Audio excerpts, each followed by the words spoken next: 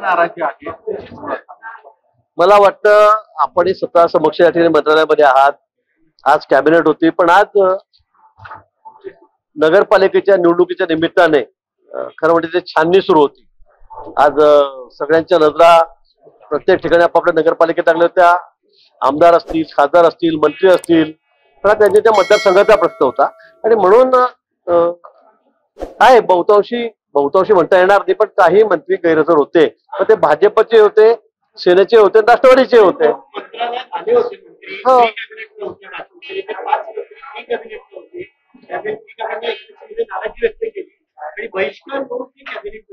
मला वाटतं शिवसेनेचे कोण कोण नव्हतं ते सांगा ना मला, कोण नव्हतं.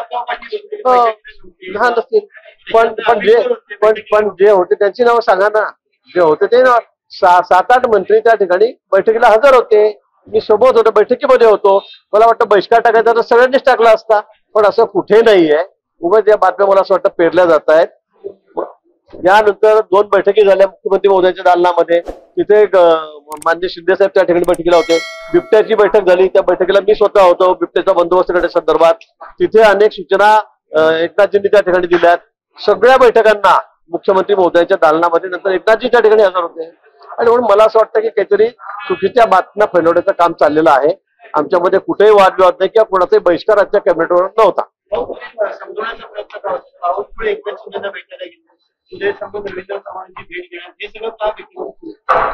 त्या संदर्भात मला माहित नाही कोण कोणाला भेटलं. मी सकाळपासून मंत्र्याला बसलेलं, खूप गर्दी माझ्याकडे आहे. पण आजच्या कॅबिनेटमध्ये शिवसेनेचा बहिष्कार होता हे म्हणणं अतिशय चुकीचं आहे. कारण त्या ठिकाणी बहुतांशी मंत्री जे आहेत शिवसेनेचे ते बैठकीला मंत्रिमंडळाचे हजर होते. बिबट्याची बैठक झाली नाशिक, पुणे आणि अहिल्यानगर जिल्ह्यात काय निर्णय झाला?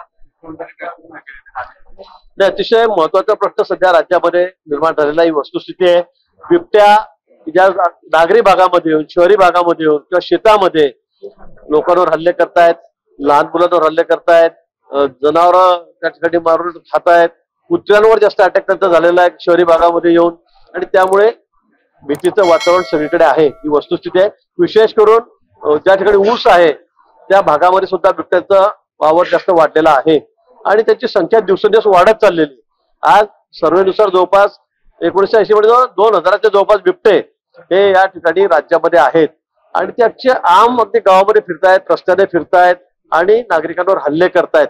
ही वस्तुस्थिती आहे आणि म्हणून त्यांचा बंदोबस्त करण्याच्या संदर्भामध्ये आज विस्तृत बैठक त्या ठिकाणी झाली. दोन्ही उपमुख्यमंत्री, मुख्यमंत्री, वनमंत्री, मी त्या ठिकाणी हजर होतो.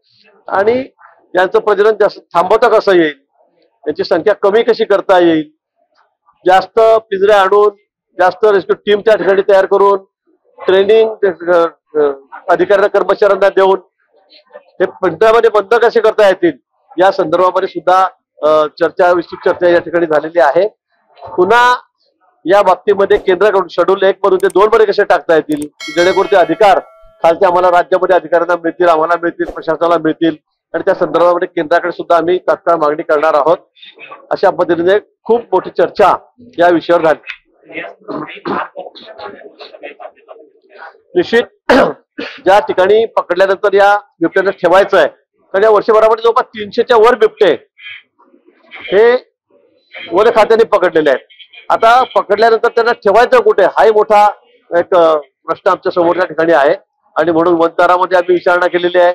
पण ते म्हटले एवढ्या मोठ्या प्रमाणामध्ये आम्ही बिबट्यांना ठेवू शकत नाही. एका वर्षात 300-400 बिबटे पकडले तर तोही प्रश्न त्यांच्या पुढे आहे. आणि म्हणून काही वन खात्याची जमीन घेऊन त्या ठिकाणी प्रोडक्शन वॉल वगैरे सगळं बांधून, कंपाऊंड वॉल बांधून त्या ठिकाणी कसे ते बिबटे ठेवता येतील, त्यांना नर माद्यांना वेगळं कसं करता येतील जेणेकरून त्याचं प्रजनन जे आहे ते थोडं थांबलं पाहिजे, कमी झालं पाहिजे, त्या संदर्भामध्ये सुद्धा निर्णय या ठिकाणी झाला. आपत्ती व्यवस्थापन खात्यामधून कशी अधिक परत करता येईल, NDRF, SDRF जसं आमच्याकडे आहे संकट काळामध्ये धावून जाणारं, बिबट्यांचा बंदोबस्त करण्यासाठी सुद्धा अशा पद्धतीने टीम तयार करता येईल का आणि ते करण्याचा निर्णय मी या ठिकाणी घेतलेला आहे.